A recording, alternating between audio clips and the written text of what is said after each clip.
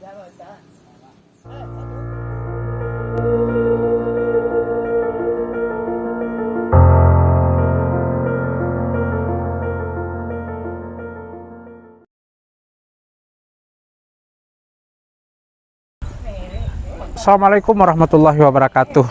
Alhamdulillahirrabbilalamin. Wassalatu wassalamu ala asrafil anbiya'i wal mursalin wa ala alihi wa ashabihi rasulillahi ajma'in.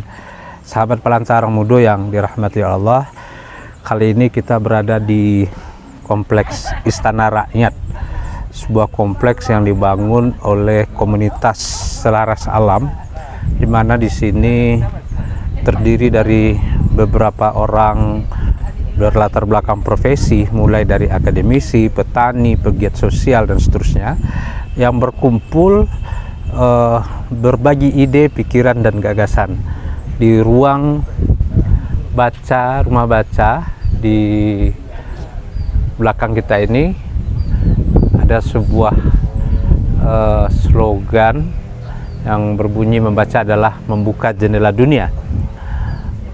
Di sini terjadi diskusi-diskusi dari lintas ideologi, mulai dari kiri, tengah, dan kanan.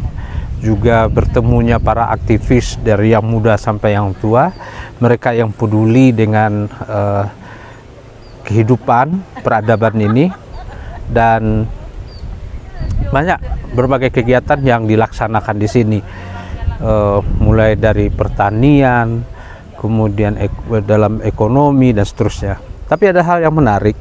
Salah satu yang menjadi diskusi di kompleks istana ini adalah bagaimana mencerdaskan anak bangsa. Nah, berbicara tentang pendidikan, ini yang sangat menarik bagi kita. Di Sumatera Barat, dari data yang disajikan oleh BPS tahun 2020, ternyata di Sumatera Barat masih ada pemuda dari usia 16 sampai 30 tahun berdasarkan undang-undang yang putus sekolah, yang masih mengecap pendidikan tidak pernah di SD, kemudian hanya sampai SD, dan masih ada yang cuma sampai tamat SMP, dan yang melanjutkan ke perguruan tinggi itu hanya sangat kecil. Persentasenya adalah sekitar 13%. Dari data BPS itu disajikan, ternyata bahwa mereka yang kuliah itu 13,5% itu dari jumlah mereka yang melanjutkan, dari jumlah 1.300.000 lebih pemuda di Sumatera Barat. Nah, ada hal yang menarik. Baru-baru ini diributkan di beberapa media sosial ketika pandemi ini, anak-anak kita belajar melalui daring. Ada beberapa persoalan yang dihadapi di situ, di mana anak-anak kita tidak lagi berinteraksi secara sosial. Mereka sibuk dengan sistem belajar daring, dan bahkan juga ada sebahagian dari anak-anak kita yang merasa tertekan dan frustasi. Beberapa mahasiswa kami temui memutuskan untuk tidak lagi lanjut ke perguruan tinggi. Mereka berhenti kuliah karena berjubel tugas yang diberikan oleh dosen. Mereka tidak mampu untuk memahami, mereka tidak mengerti, dan begitu juga dalam nilai-nilai yang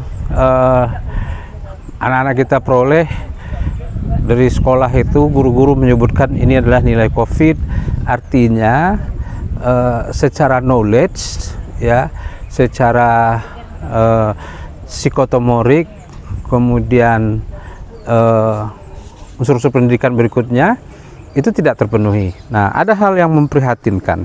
Ada berita di koran, di media digital, bukan koran, di media digital, beberapa anak kita yang lulus di SMP merayakan kelulusannya, walaupun mereka tidak belajar daring, tidak belajar offline, tapi belajar daring, tapi mereka merayakan kelulusannya dengan membuat di bajunya itu ada situs porno.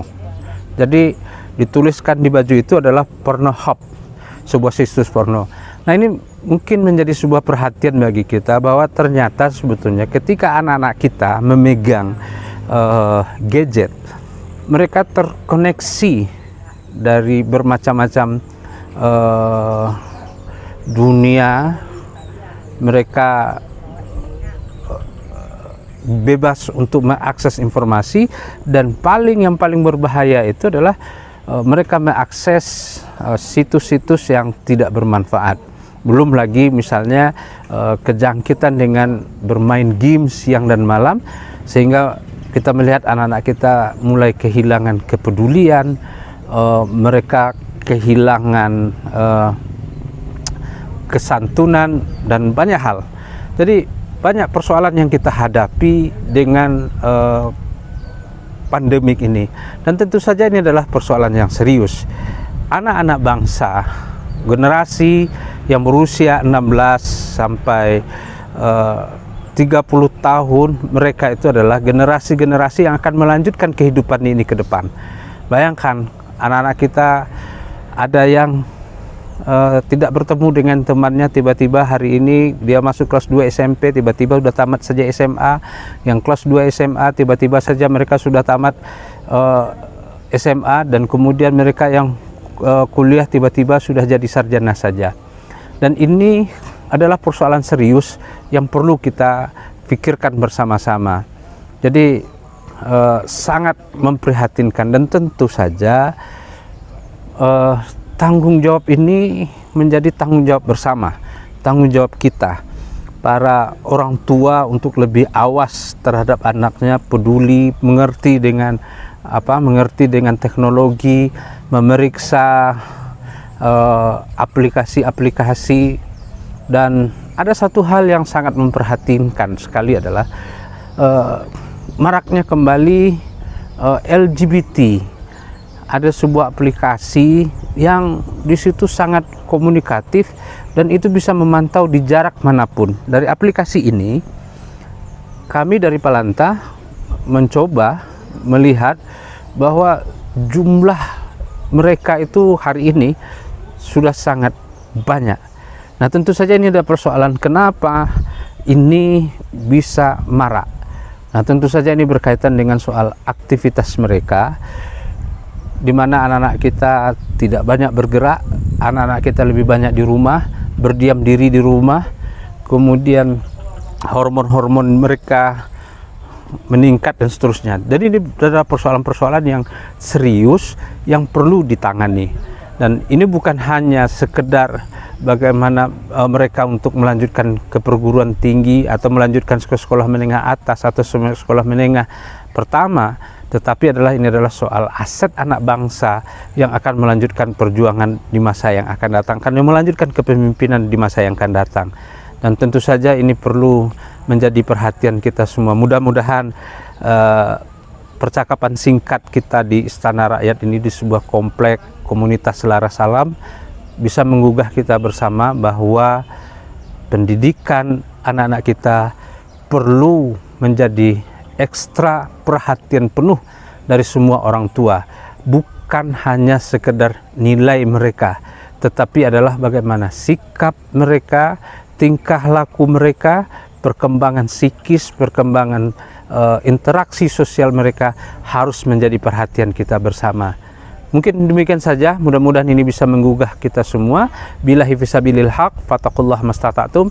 Assalamualaikum warahmatullahi wabarakatuh.